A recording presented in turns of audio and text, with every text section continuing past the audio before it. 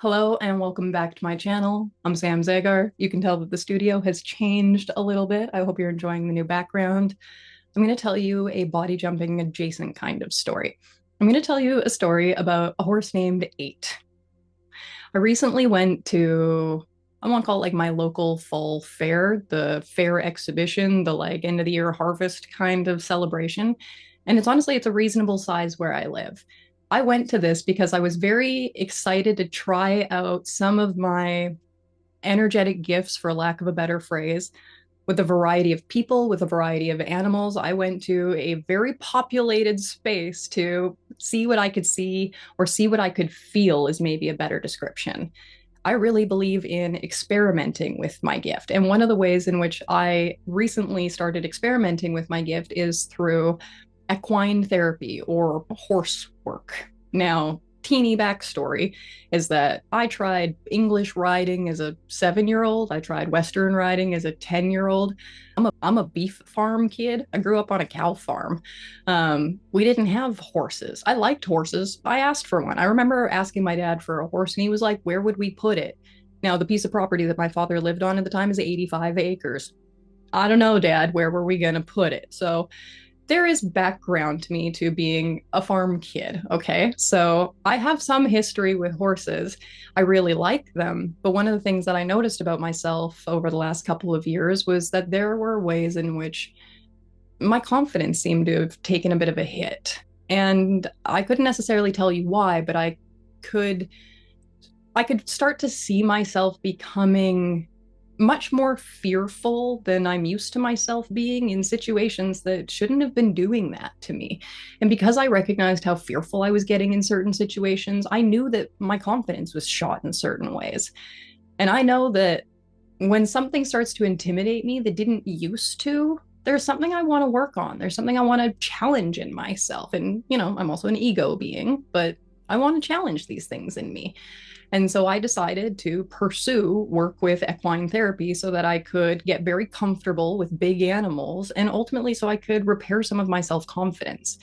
Now, I was told, and I do not feel that this is true, but I was told by someone a couple years ago that I don't know how to read a room. I really don't think that's true. I think I'm actually phenomenal at reading a room, but unfortunately, this person kind of got in my head and I started to believe them. And it started to create this narrative inside me that said, I don't know how to read a room. I don't know how to read people. And then I thought, if I don't know how to read people, I don't know when I'm in danger. And that made some problems for me being a splenic being. So I know someone who does equine therapy. She used to ride her horses, she doesn't anymore. I thought it was very intriguing that she really helps people read horse energy to understand how the horse wants to be interacted with. I thought that was a phenomenal starting place. And she also knows human design, so double awesome starting place. I've been out to her place a couple of times and I noticed rapidly an evolution in my confidence towards the animals. What was the first day of like I'm afraid they're gonna like launch out and bite me. What the heck, you know? And now I have no problem really just getting in there when I can read that the signals are that the horse wants me to get in there. Okay, so my confidence has really stepped up. Not only has my confidence stepped up, my skill set with the body jumping has really stepped up. And I have noticed that I've stayed very sensitive to a lot of things. I'm getting really good at navigating more intense spaces and tuning into what's going on for each person without it necessarily affecting me the same way that it used to. And I think it doesn't affect me the same way because I can clearly identify where it's coming from, so I'm not confused that it's about me. Now, fast forward to the fall fair that I've recently gone to. I was so excited to go to this and so excited to have access to so many animals because I've been on a bit of a sheep kick recently. I've always wanted sheep. Like my dream hobby farm is like 6 sheep, 2 horses, a donkey, a couple of ducks, and a couple chickens. I've tested a lot of them. I really don't want pigs, and I don't want goats. And this is redundant, but hopefully charming. I don't know. I have the little idea of a hobby farm that I want. So I have like been mapping out like where are the sheep around town that I can go visit. And then you're also like, oh God, am I like like a random creepy lady showing up at people's farms like, hey, I really want to meet your animals. I don't know. Probably not. They're probably like, please, I could use a break on my farm chores. The point is, I went to the fall fair and I really enjoyed going through like the different barns and seeing the different kinds of animals. And it really affirmed for me what I'm drawn to and what I'm not drawn to. Now, I was kind of expecting that I would have like a connection with a sheep. I don't know if I've ever actually had a connection with a sheep, but I have a very strong draw to get sheep. So I think maybe I assumed I'd have a connection with the sheep. And I didn't. You know, I'll be honest, they were just sheep. It was a little bit disappointing. And they're other people's sheep, and it's very busy there, very stimulating, and really hot. Like, really hot, like 34 degrees. Like, I'm Canadian, so convert that if you're not to whatever it is. Anyway, real hot. Okay.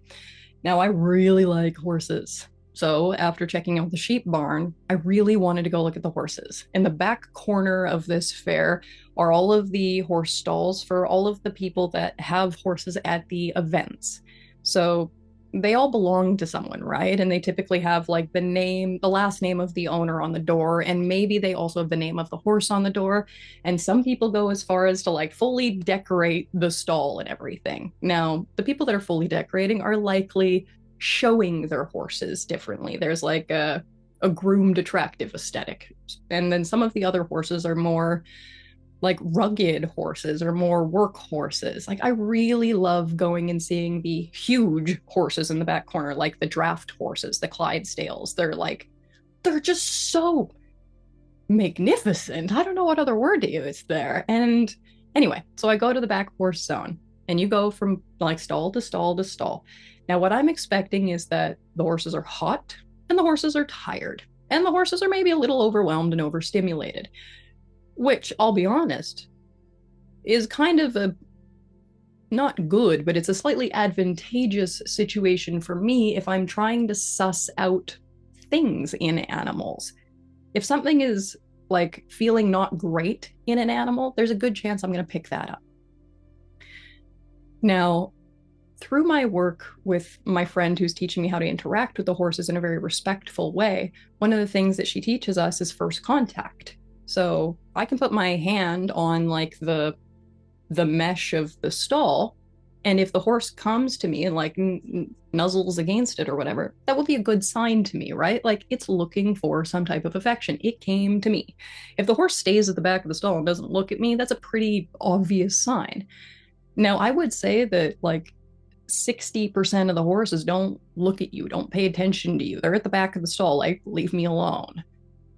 Except, as I went down one of the pathways, I noticed, because there are people everywhere coming and going, I noticed that there was a man walking ahead of me going to the stalls. He stopped at one of the stalls, he pet a horse, and he carried on. Now, I went from stall to stall to stall, and eventually I came to the stall that this man was just at. Now, there is no name for the horse. There's the person's last name, whoever owns it. I don't have any information about this horse, what it does, what its event is, or anything like that. But it is very clear to me that the energy is different with this horse. And in particular, the energy is different between me and this horse. It very immediately pays attention to me. It very immediately looks right at me, comes right to me. Not only like nuzzles up against the fence, but like it's not just the front of its nose, it's like the side of its face, and then it lines up its whole body alongside, and it's like everything I feel from this horse is like, touch me, touch me, touch me. It's like it wants to be touched. Not only does it want to be touched, it wants to be loved. Like it genuinely wants to be loved up. I would describe this as like an extremely open and affectionate horse, but I was surprised by that. And I didn't quite know how to interpret the signal I was getting. Now, as I'm trying to look at this horse and get any kind of information that I can about it, what is obvious to me is that this horse has recently been ridden. I can see that there's like like little lines in his hair about like from the saddle or from the mat that goes under the saddle or whatever. But you can tell like someone's ridden him recently. And he's not like a very like polished up show horse. He's dirty, but like appropriately dirty, right? Like it's a very dusty fair and everything. Like he just been ridden. And so I know that either like his event is over or his event is done or something. So I'm trying to suss out like, what is this horse? What did it do? And also, I really want to know, what does it need from me? Because I assume that if something comes to me, it wants something from me. It's recognizing something. And I have a lot of support to offer. And I'm also quite good at reading things. So I wondered, what does this horse want me to know about it? What does it want me to read about it? Now, because I was with my family, I'm not just going to stay there with this one random horse the entire time. So I go out and I do the things with the family. Also, I'm aware that like this is not my horse. I can't just be the random lady lingering outside this horse's stall the entire time. Again, I'm like, at what point do I look like a weirdo? Okay, so we go out, we do other things around the fair. And at some point, we have to walk back through this section. And I say, I'm going to take a detour. I want to go by that horse's stall again. I want to see if it feels the same way it did the first time. So I go back past the horse's stall again. And I swear, it sees me coming. I feel the acknowledgement. Now, what's interesting is I'm with my son the entire time that I'm doing this. So he met the horse the first time. He felt the attachment. And when we came back the second time, he was like, he's looking for you. Maven said, you know, this horse is like, oh, here comes the nice lady. Like Maven, I guess, thinks I'm the nice lady. And so from his perspective, he's like, oh, the horse is aware that we're coming to it and it's happy about that. And I'm, you know, I want to believe that. I'm like, oh, that feels really nice. Like, let's go see. And so I go to the horse again and same thing. It is extremely affectionate, very forward. Like I went through all of the stalls. This was the only horse that interacted with me in this way, where there was a clear, hey, I can have a bit of a communication with you. What do you need me to know? So I thought for a while, like, what does this horse need me to know? And all I can really suss in them is their deep want for affection, for nurturing. Like, honestly, to be told, you're a good boy. Like, good boy. You did a good job. Good boy. And people do tend to need a lot of support, a lot of encouragement, a lot of praise. I don't think the horse is any different, right? So I said, I don't know what you did today, but like, great job, man. Good boy. Who's a good boy, you know? And then I leave. And as the night is winding down, everything's coming to a close. We go over to like a food music area. And as I'm sitting there with my family, I notice a man go get some food. And I recognize that it is the man that I first saw petting the horse as I was approaching the first time. And on an intuitive whim, you got to follow these things. I walked up to the man and I said, excuse me, earlier today, you walked up to a white horse with black on its face and you pet it. And he said, yeah, that's my horse. I mean, seems kind of obvious, but not necessarily obvious, right? Yeah, that's my horse. What's his name? 8. Okay. I really like your horse. And then I walked away like a total weirdo. I didn't know what the point of the conversation was, right? I'm following these splenic intuitive hits that are happening for me. I walk up to the guy and I'm like, hey, you pet this horse. And he goes, that's my horse. And I go, I like your horse. And then I walk away. And I walk away for like a minute, you know, and I'm thinking about the interaction that I've just had. And the guy is still standing there waiting for his food. So opportunity for the interaction's not over. Also, I'd like to acknowledge he didn't invite me into a conversation. I walked up to the guy and was like, you pet a horse. So I walked back up to the guy because I thought maybe it was a bit odd to end on I like your horse. And so I walked back up to him and was like, okay, I don't know how I'm going to say what I'm about to say because I recognize you're the horse guy and I'm the weird lady at the fair. I don't know really that much about horses, but I had a funny connection with your horse and I feel like it's trying to tell me something. And I said, please don't be offended by how I ask this question because I don't know a better way to ask it. But is there something wrong with your horse? Now, I would have loved to have asked that question a better way because there's nothing wrong with this horse. But I really wanted to ask, like, what's different about yours? Or what's going on for it? Or it might be asking for something, and I don't know how to interpret that. But if you're the person, maybe I meant to bring this to your attention for some way. And he was like a little concerned that I said, like, is there something wrong with your horse? He's like, there's nothing wrong with them, but like, what are you sussing out? Like, why? You know? And I said, well, his energy was very different from all of the other horses. And I really felt this, like, you're a good boy. Like, he wants this, like, encouragement. He wants this love. He wants this affection. He seems really cuddly and really affectionate. And that's when 8's owner told me this is his first time at a fair. He's only 5 years old, and this is the first time he's competed in the events that he did. And the phrase really stuck with me. The owner said, this is his loss of innocence. And it was so interesting to hear that as an innocence motivated person, because what I really understood there was this was not a reality check, but this is a reality. Like, this is a new awareness that this horse was coming into. Now, in particular, part of the awareness is what it's capable of. Now, I don't know how people are with their animals, and I tend to be more concerned. So I always wonder, like, is there anything going on that's maybe not that good where this horse wants my attention?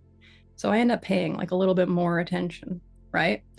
Now, I also understood like the loss of innocence in the sense of like, my son just started middle school. He's also going through a loss of innocence differently right now. And he does need a little bit more affection about it. He does need a little bit more nurturing, some more connection, some more attention being paid to him. He's not going through anything bad. He's going through something that is a transition and an adjustment to his previous self-perspective. However, I always want to follow up with things and check on things. And so I really wanted to go back to the fair. And I wanted to see, would the horse still be there? Would there still be a connection with it? And would there be any more information about what its life is like? So intuitively, I went back to the fair 2 days later. I took my partner with me, but I didn't have the rest of the family. So it's just me and my partner, and a lot more freedom to do what we want, in particular, a lot more freedom for me to do what I want. Now, my partner is one of the people that I body jumped the most. I have body jumped him more than anybody else, actually. And so he's very supportive of my gifts, aware of my gifts, trusts them, uses them. Like, he's extremely encouraging of me. But he was very encouraging of going back and seeing what there was to see with this horse. And what do you think happened when I went back to the stall? His owner's in there. Couldn't have worked out better for me to go back to this horse and have the owner there to be able to talk to. And like the total weirdo that I am, I walked up to the stall and I was like, hey man, I've been thinking about your horse. Like, also, you gotta have some confidence to do what I do. And also, you have to have some belief to do what I do. Like, I genuinely believe in what I feel and believe in my experiences. I don't know. Like, and my curiosity, honestly, kind of overrides my belief. I just want to know. And so I'm like, hey, man, I've been thinking about your horse. And he was like, oh. I'm like, can I ask you some more questions? And he was like, sure. So I just started asking very basic questions about him. And in my head, I'm just thinking like, I want to pet the horse. I want to pet the horse. I want to pet the horse. I want to go in. I want to go in. I want to actually be with the horse. And there's just a little bit of a silence. And he goes, you want to come in? And I'm like, yes! Like, I genuinely, like, I jumped. I was like, literally, that's what it sounded like. I put my little purse down and I go inside the stall. He's got 3 brushes in the stall. He's brushing him. And I'm like, petting him, and I'm like, the horse is like got its face between my legs and he's nudging all into me, and like it's extremely affectionate. Like, this is the most affectionate horse I've ever been around, and I felt so calm and comfortable and so connected to it. um and I asked, like, can I brush? He's like, sure. So I grabbed a brush and just started brushing. He's like, he loves it anywhere, whatever. I'm like, okay. So I just start brushing. And I did that for a couple of minutes, and I asked him a couple of questions. And then I believe he needed to go to another event. So he went to an event. Now, later on that day, I was watching an event and the horse was registered in it. So I was very intrigued because now I was going to get to see the horse be ridden by this person in an event. I don't know what this horse does. Now, the cool thing is, this is an obstacle type event. I have never seen some of these things, but one of the obstacles was a almost like a teeter totter, like a little V flat on the ground, and it will be like this, and the horse will walk up onto it, and then it will teeter to the other side, and they'll walk off of it. But that's a very, like, it's a strange movement, and the announcer said something about, because of the color of the rubber on the thing, it does something with the horse's depth perception. And so this is part of like the trust between the horse and rider to be able to move through certain obstacles together. Now, I watched because, again, the owner had said, like, this is his first time doing these kinds of events in this setting, right? Like, it's his growing up, it's his loss of innocence a little bit, it's his next phase, it's his maturing into his next role or capabilities, you know. But the horse went up the teeter-totter, and the first time it went like this, it spooked him a little bit, and he jumped off. But he went around, and he did it again. And he went around, and he did it again. And what I really appreciated seeing was that the owner of 8 was so loving towards him. Like, so much petting, so much, like, whispering to him, so much encouragement. It was extremely touching for me to see the bond between the horse and rider owner. I could see that this is a horse who actually is very well loved, very well nurtured, and a lot of the feeling that I was sussing out in them was what I'm just going to call the little boy. Like, this is a young horse. They did something that was like a coming of age for them. And it was something that was like maybe intimidating, and maybe the horse was very proud of itself, or maybe it wanted to feel the pride of everyone else. I really don't know. I'm still learning so much about these things. But part of what I want to acknowledge is that I felt called to the fair to test this out. I did have a very strong connection with an animal, and that strong connection was very easily facilitated by other things. Like, the man was at the stall the first time. The man was at the food area when I had questions. The man was in the stall when I came back for the next time. Like, the synchronicity and the timing of that was extremely intuitive. There was no planning. There was just a feeling in me of like, go ask. And then they're there waiting to be asked, you know? I shared with this person a little bit about my journey with working with horses, and they gave me some indication of some next steps that I could be taking. Why I called this kind of like a body jump adjacent story is because I didn't have some like wild mystical experience with this, but I did have something significant, and in trusting this, it's leading me to a next step. I don't know the full potential of the gifts that I have, but I am learning that some of that potential is that it extends to not only humans, but certain animals. And the animal that seems to be the clearest connection is a horse or horses. So I am going to continue my equine therapy or my work with horses. And I don't know what direction that's going to go in. And I'm not planning what direction that's going to go in, because it seems to be that the steps line up for me. The opportunities present when it's time for me to learn something. I do know that based on that experience, I've got some books in my Amazon cart about like body work for horses and horse anatomy and horse energetics. And I want to learn these things. If you have any recommendations for that, I would love to know about this. If you know people who do this kind of work with horses, I would love to know about their work. If you honestly know about people who do a body jumping thing similar to me, I would like to know about their work. But I also think that if you are watching this, there is already a good chance that you do a similar thing to what I do. And you watch these videos because you're either curious to know how I do it or why I'm comfortable talking about it or the direction it's taking me in. Anyway, thanks for listening. Thanks for being here. Thanks for believing, even skeptically. See you next time.